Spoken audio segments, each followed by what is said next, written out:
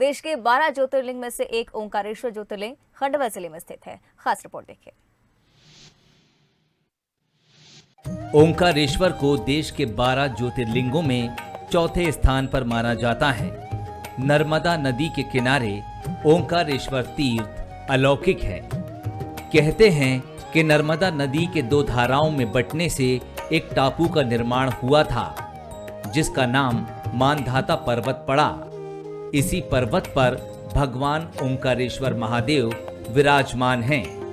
कहते हैं कि जो इस तीर्थ में पहुंचकर अन्नदान, तप या पूजा करता है, उसे भगवान शिव के लोक में स्थान प्राप्त होता है।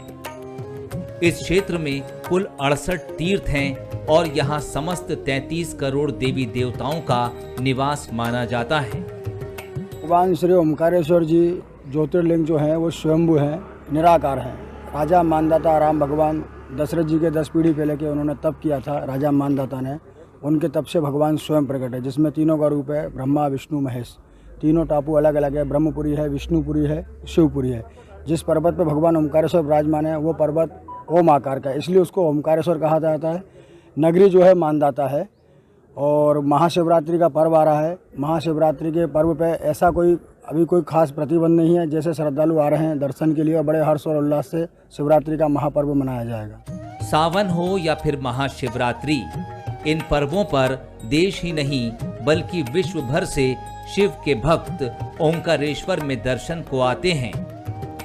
ओंकारेश्वर में मां नर्मदा और कावेरी का संगम होता है। यहाँ आने वाले भक्त सबसे पहले मां नर्मदा में स्नान करते हैं, उसके बाद भगवान शिव के दर्शन उन्हें होते हैं।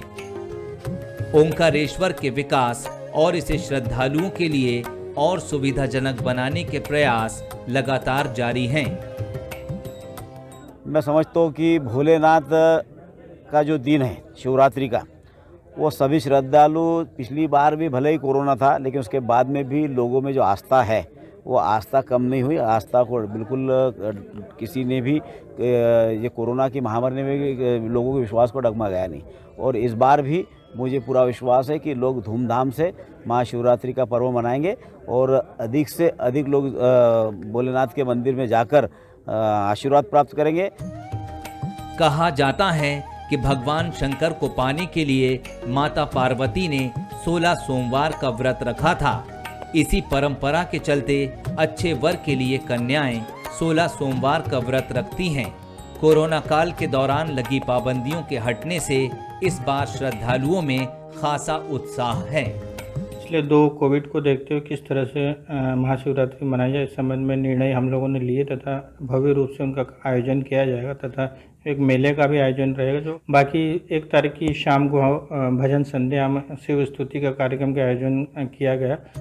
मान्यता है कि ज्योतिर्लिंग स्वयंभू है, जिसे भगवान राम के 10 पीढ़ी पूर्व के महाराजा मानधाता के समय का बताया जाता है।